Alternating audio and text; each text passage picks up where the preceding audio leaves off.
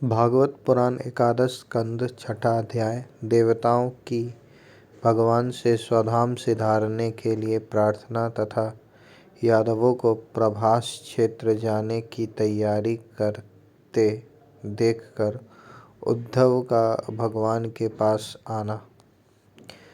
भागवत पुराण एकादश स्कंद छठा अध्याय। देवताओं की भगवान से स्वधाम सिधारने के लिए प्रार्थना तथा यादवों को प्रभास क्षेत्र जाने की तैयारी करते देखकर उद्धव का भगवान के पास आना। श्री सुखदेव जी कहते हैं, परीक्षित जब देवर्षि नारद वसुदेव जी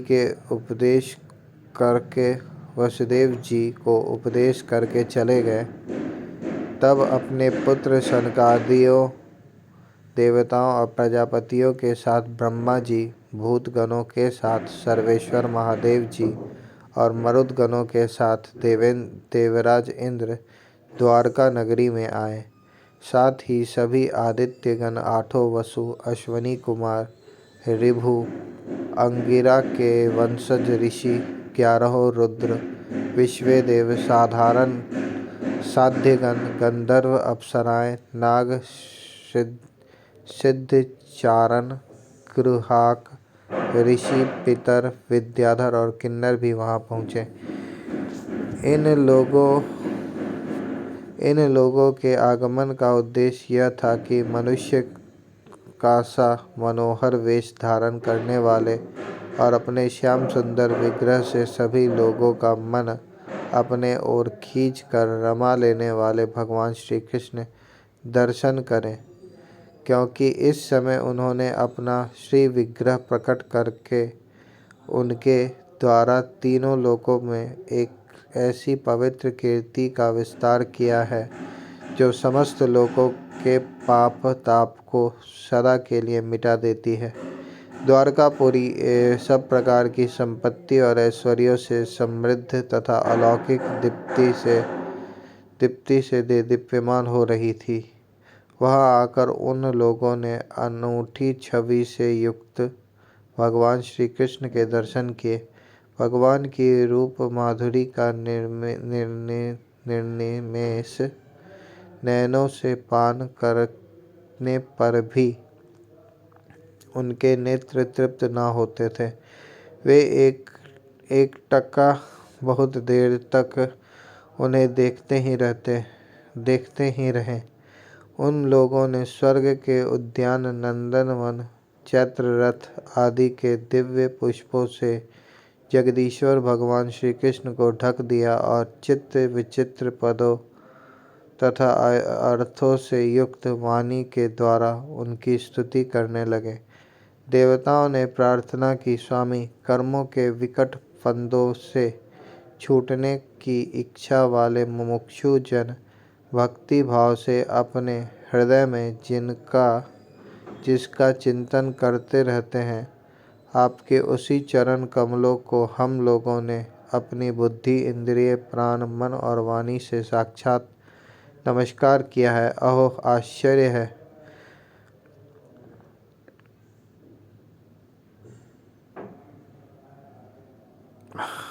यहाँ साष्टांग प्रणाम से तात्पर्य है हाथों से, चरणों से, घुटनों से, वक्ष स्थल से, सिर से, नेत्रों से, मन से और वाणी से, इन 8 अंगों से किया गया प्रणाम साष्टांग प्रणाम कहलाता है। अजीत, आप माइक, रज आदि गुणों में स्थित होकर इस अचिंत्य नाम रूपात्मक प्रपंच की त्रिगुणमयी माया के द्वारा अपने आप में ही रचना करते हैं, पालन करते हैं और संहार करते हैं। यह सब करते हुए भी इन कर्मों से आप लिप्त नहीं होते, क्योंकि आप राग द्वेषादि दोषों से सर्वथा मुक्त है और अपने निरावरण अखंड स्वरूपभूत परमानंद में मग्न रहते हैं।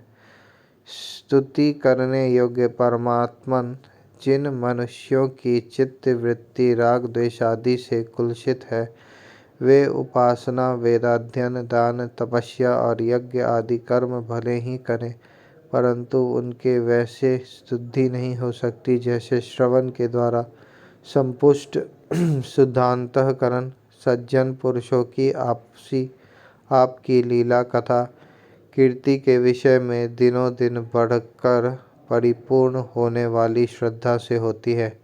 मननशील मुमुक्षु जन मोक्ष प्राप्ति के लिए अपने प्रेम से पिघले हुए हृदय के द्वारा जिन्हें लिए लिए फिरते हैं, पांचरात्र विधि से उपासना करने वाले भक्तजन समान ऐश्वर्य की प्राप्ति के लिए वासुदेव, संकर्षण, प्रद्युम्न और अनिरुद्ध इस चतुर्व्यूह के रूप में जिनका पूजन करते हैं और जितेंद्रिय धीर पुरुष स्वर्गलोक का अतिक्रमण करके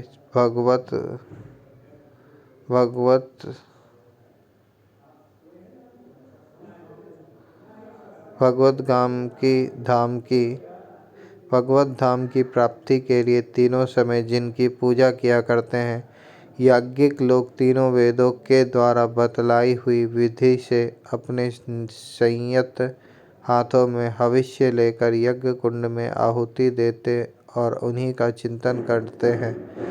आप आत्मस्वरूपिणी माया के जिज्ञासु योगी जन हृदय के अंतर्देश में दहर विद्या आदि के द्वारा आपके चरण कमलों का ही ध्यान करते हैं और अपने आपके बड़े बड़े प्रेमी भक्तजन उन्हीं को अपना परम इष्ट आराध्य देव मानते हैं। प्रभु आपके वे ही चरण कमल हमारी समस्त अशुभ वासनाओं, विषय वासनाओं को भस्म करने के लिए अग्नि स्वरूप हो। वे अग्नि समान हमारे पाप तापों को भस्म कर दे। प्रभु यह भगवती लक्ष्मी आपके वक्ष स्थल पर मुरझाई हुई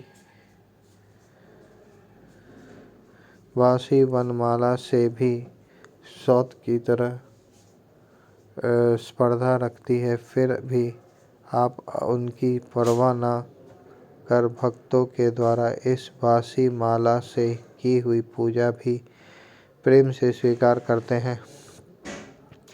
ऐसे भक्तवत्सल प्रभु के चरण कमल सर्वदा हमारी विषय वासनाओं को जलाने वाले अग्नि स्वरूप हो।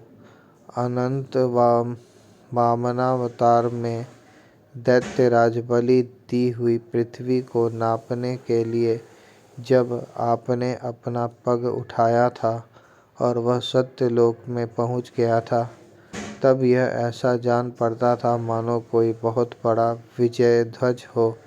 ब्रह्मा जी के पखाड़ने के बाद उससे गिरती हुई गंगा जी जल की 3 धाराएं ऐसी जान पड़ती थी मानो उसमें लगी हुई 3 पताकाएं फहरा रही हों।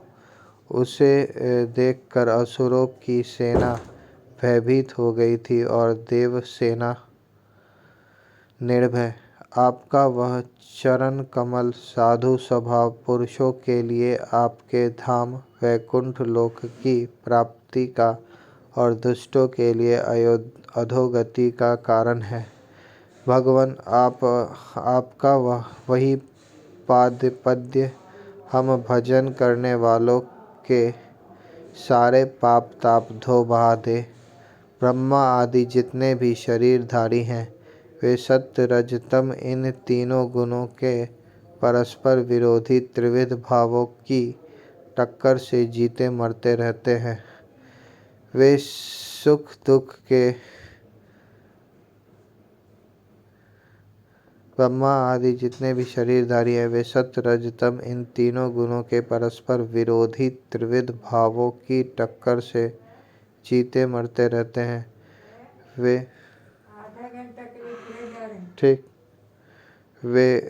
सुख दुख के थपेड़ों से बाहर नहीं हैं और वैसे ही अपने वश में हैं, जैसे नए नथे हुए बैल अपने स्वामी के वश में होते हैं।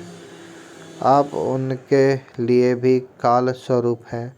उनके जीवन का आदि मध्य और अंत आपके ही अधीन है। इतना ही नहीं, आप प्रकृति और पुरुष से भी परे स्वयं पुरुषोत्तम हैं। आपके चरण कमल हम लोगों का कल्याण करे। प्रभु, आप इस जगत की उत्पत्ति, स्थिति और प्रलय के परम कारण हैं, क्योंकि शास्त्रों ने ऐसा कहा है कि आप प्रकृति, पुरुष और महत तत्व के भी नियंत्रण करने वाले काल हैं। शीघ्र शीत, ग्रीष्म और वर्षा काल रूप 3 नाभियों वाले संवत्सर के रूप में सबको क्षय की ओर ले जाने वाले काल आप ही हैं। आपकी गति अबाध और गंभीर है। आप स्वयं पुरुषोत्तम हैं। यह पुरुष आपसे शक्ति प्राप्त करके अमोघ वीर्य हो जाता है और फिर माया के साथ संयुक्त होकर विश्व के महत्तत्व रूप गर्भ का स्थापन करता है। इसके बाद वह महत्तत्व त्रिगुणमयी माया का अनुसरण करके पृथ्वी, जल, तेज, वायु, आकाश, अहंकार और मन रूप 7 आवरणों परतों वाले इस सुवर्ण वर्ण ब्रह्मांड की रचना करता है। इसलिए ऋषिकेश, आप समस्त चराचर जगत के अधीश्वर हैं।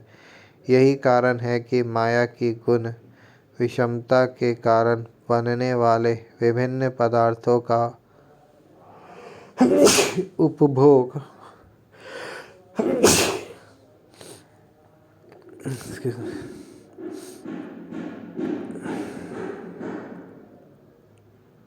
यही कारण है कि माया की गुण विषमता के कारण बनने वाले विभिन्न पदार्थों का उपभोग करते हुए भी आप उनमें लिप्त नहीं होते। यह केवल आपकी ही बात है। आपके अतिरिक्त दूसरे तो स्वयं उनका त्याग करके भी उन विषयों से डरते रहते हैं। 16,000 से अधिक रानियां आपके साथ रहती हैं। वे सब अपनी मंद मंद मुस्कान और तिरछी चितवन से युक्त मनोहर भौहों के इशारों से और सुरतालापों से प्रौढ़ सम्मोहक कामबाण चलाती हैं और काम कला की विविध रीतियों से आपका मन आकर्षित करना चाहती हैं, परंतु फिर भी वे अपने परिपुष्ट कामबाणों से आपका मन तनिक भी न डिगा सकी। वे असफल ही रही। आपने त्रिलोकी की पाप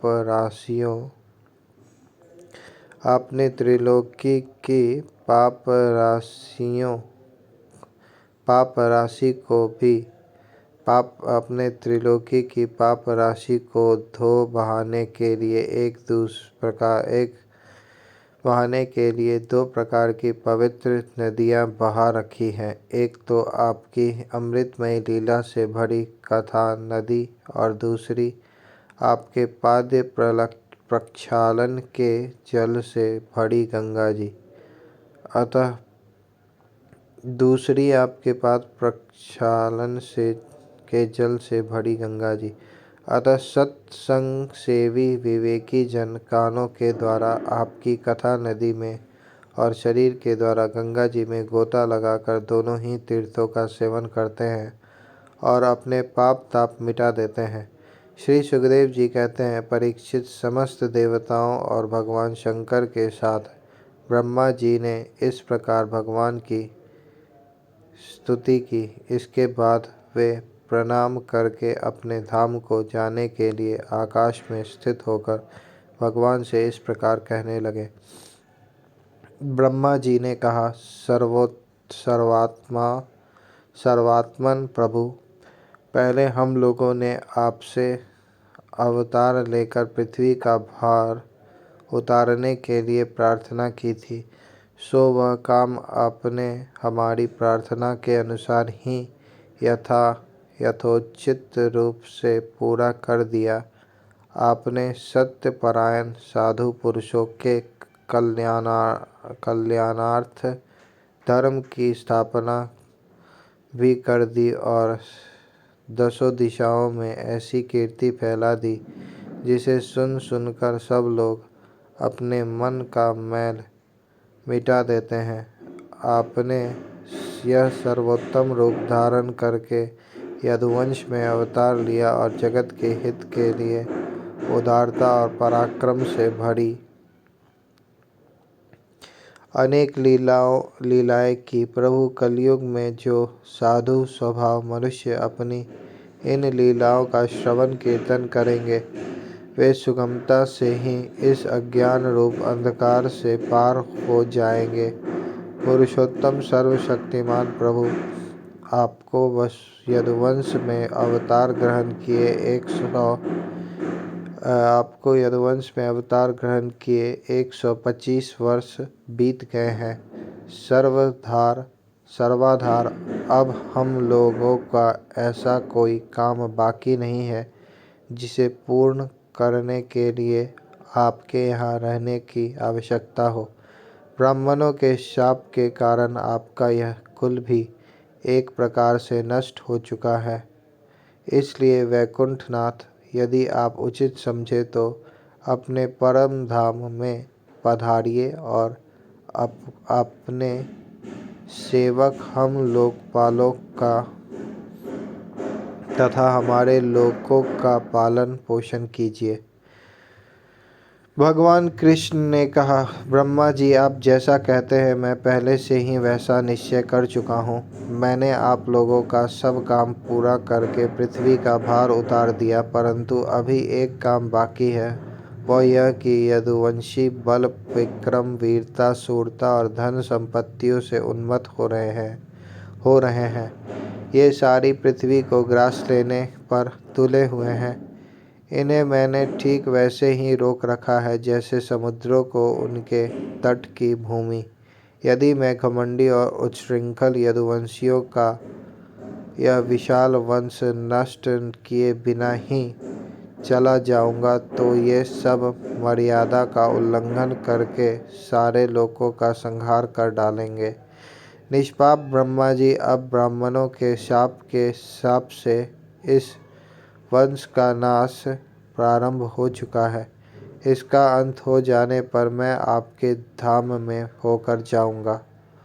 श्री सुखदेव जी कहते हैं, परीक्षित, जब अखिल लोकाधिपति भगवान श्री कृष्ण ने इस प्रकार कहा तब ब्रह्मा जी ने उन्हें प्रणाम किया और देवताओं के साथ वे अपने धाम को चले गए। उनके जाते ही द्वारकापुरी में बड़े बड़े अपशगुन, बड़े बड़े उत्पात उठ खड़े हुए। उन्हें देखकर यदुवंश के बड़े बूढ़े भगवान श्री कृष्ण के पास आए। भगवान श्री कृष्ण ने उनसे यह बात कही। भगवान श्री कृष्ण ने कहा, गुरुजनों, आजकल द्वारका में जिधर देखिए उधर ही बड़े बड़े अपशगुन और उत्पात हो रहे हैं। आप लोग जानते ही हैं कि ब्राह्मणों ने हमारे वंश को ऐसा शाप दे दिया है जिसे टाल सकना बहुत ही कठिन है। मेरा ऐसा विचार है कि यदि हम लोग अपने प्राणों की रक्षा चाहते हैं तो हमें यहाँ नहीं रहना चाहिए। अब विलंब करने की आवश्यकता नहीं है। हम लोग आज ही परम पवित्र प्रभास क्षेत्र के लिए निकल पड़े। प्रभास क्षेत्र की महिमा बहुत प्रसिद्ध है। जिस समय दक्ष प्रजापति के शाप से चंद्रमा को राज्य यक्षमा रोग ने ग्रास लिया था, उस समय उन्होंने प्रभास क्षेत्र में जाकर स्नान किया और वे तत्क्षण उस पापजन्य रोग से छूट गए। साथ ही उन्हें कलाओं की अभिवृद्धि भी प्राप्त हो गई।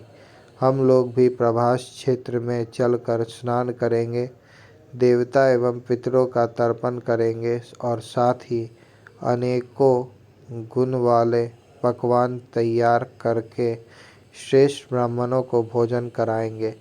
वहाँ हम लोग उन सत्पात्र ब्राह्मणों को पूरी श्रद्धा से बड़ी बड़ी दान दक्षिणा देंगे और इस प्रकार उनके द्वारा अपने बड़े बड़े संकटों को वैसे ही पार कर जाएंगे जैसे कोई जहाज के द्वारा समुद्र पार कर जाए।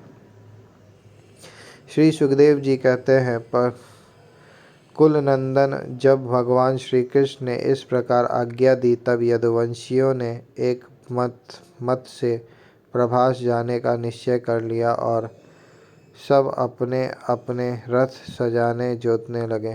परीक्षित, उद्धव जी भगवान श्री कृष्ण के बड़े प्रेमी और सेवक थे। उन्होंने जब यदुवंशियों को यात्रा की तैयारी करते देखा, भगवान की आज्ञा सुनाई और अत्यंत घोर अपशकुन देखे, तब वे जगत के एकमात्र अधिपति भगवान श्री कृष्ण के पास एकांत में गए। उनके चरणों पर अपना सिर रखकर प्रणाम किया और हाथ जोड़कर उनसे प्रार्थना करने लगे। उद्धव जी ने कहा, योगेश्वर, आप देवाधिदेवों के भी अधीश्वर हैं। आपकी लीलाओं के श्रवण कीर्तन से जीव पवित्र हो जाता है। आप सर्वशक्तिमान परमेश्वर हैं। आप चाहते तो ब्राह्मणों के शाप को मिटा सकते थे, परंतु आपने वैसा किया नहीं। इससे मैं यह समझ गया हूँ कि आप यदुवंश का संहार करके इसे समेटकर अवश्य ही इस लोक का परित्याग कर देंगे। परंतु घुंघराली अलकालों वाले श्याम सुंदर, मैं आधे क्षण के लिए भी आपके चरण कमलों के त्याग की बात सोच भी नहीं सकता। मेरे जीवन सर्वस्व, मेरे स्वामी, आप मुझे भी अपने धाम में ले चलिए। प्यारे कृष्ण, आपकी एक एक लीला मनुष्यों के लिए परम मंगलमयी और कानों के लिए अमृत स्वरूप है। जिसे एक बार उस रस का चस्का लग जाता है, उसके मन में फिर किसी दूसरी वस्तु के लिए लालसा ही नहीं रह जाती। प्रभु, हम तो उठते बैठते सोते जागते घूमते फिरते आपके साथ रह रहे हैं। हमने आपके साथ स्नान किया, खेल खेले, भोजन किया, कहाँ तक गिनावें। हमारी एक एक चेष्टा आपके साथ होती रही। आप हमारे प्रियतम हैं, और तो क्या आप हमारे आत्मा ही हैं। ऐसी स्थिति में हम आपके प्रेमी भक्त आपको कैसे छोड़ सकते हैं। हमने आपकी धारण की हुई माला पहनी, आपके लगाए हुए चंदन लगाए, आपके उतारे हुए वस्त्र पहने और आपके धारण किए हुए गहनों से अपने आप को सजाते रहे। हम आपकी जूठन खाने वाले सेवक हैं, इसलिए हम आपकी माया पर अवश्य ही विजय प्राप्त कर लेंगे। अतः प्रभु, हमें आपकी माया का डर नहीं है। डर है तो केवल आपके वियोग का। हम जानते हैं कि माया को पार कर लेना बहुत ही कठिन है। बड़े बड़े ऋषि मुनि दिगंबर रहकर और आजीवन नैष्ठिक ब्रह्मचर्य का पालन करके अध्यात्म विद्या के लिए अत्यंत परिश्रम करते हैं। इस प्रकार की कठिन साधना से उन सन्यासियों के हृदय निर्मल हो पाते हैं और तब कहीं वे समस्त वृत्तियों की शांति रूप नैष्कर्म्य अवस्था में स्थित होकर आपके ब्रह्म नामक धाम को प्राप्त होते हैं। महायोगेश्वर, हम लोग तो कर्म मार्ग में ही भ्रम भटक रहे हैं, परंतु इतना निश्चित है कि हम आपके भक्त जनों के साथ आपके गुणों और लीलाओं की चर्चा करेंगे तथा मनुष्य की सी लीला करते हुए आपने जो कुछ किया था, कहा है, उसका स्मरण कीर्तन करते रहेंगे। साथ ही आपकी चाल ढाल, मुस्कान, चितवन और हास परिहास की स्मृति में तल्लीन हो जाएंगे। केवल इसी से हम दुस्तर माया को पार कर लेंगे। इसलिए हमें माया से पार जाने की नहीं, आपके विरह की चिंता है। आप हमें छोड़िए मत, नहीं, साथ ले चलिए। श्री सुखदेव जी कहते हैं, परीक्षित, जब उद्धव जी ने देवकी नंदन भगवान श्री कृष्ण से इस प्रकार प्रार्थना की, तब उन्होंने अपने अनन्य प्रेमी सखा एवं सेवक उद्धव जी से कहा।